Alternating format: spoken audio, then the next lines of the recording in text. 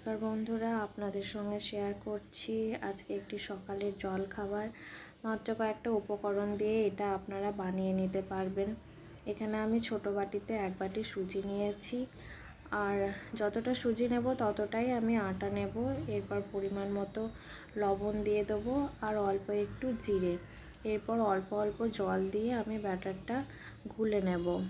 মোটামুটি একটা পাতলা ব্যাটার তৈরি করব। ব্যাটারটা রেডি হয়ে গেলে আমি এটা আধা ঘন্টার জন্য ঢাকা দিয়ে রেখে দেবো।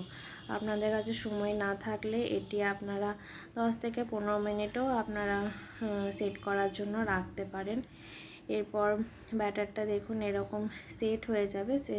কিছুক্ষণ পর আমি ব্যাটারটা একটু গুলে নেব। গুলে নেওয়ার পর গ্যাস অন করে আমি একটা প্যান বসিয়ে নেব।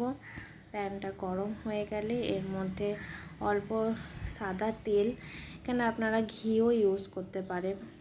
যেমন ঘি ইউজ করলে আর একটু টেস্টটা বেটার হবে। এখানে আমি সাদা তেলই ইউজ করেছি। তেলটা গরম হয়ে গেলে এর মধ্যে আমি অল্প ব্যাটারটা দিয়ে এরকমভাবে একটা রুটি টাইপের বানিয়ে নেব।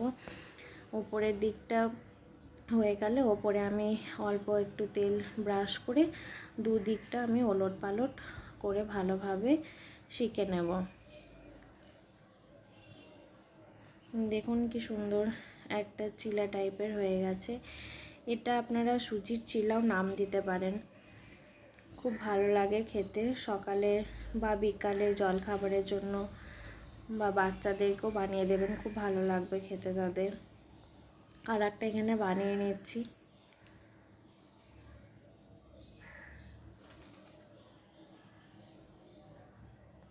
এটা আপনারা সস বা যে কোনো ধরনের চাটনি এসবের সাথেও আপনারা খেতে পারেন, খুব ভালো লাগবে খেতে।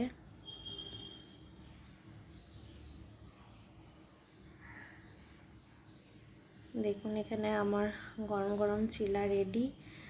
এরপর আমি এটা গরম গরম চিলা আমি সসের সাথে সার্ভ করেছি।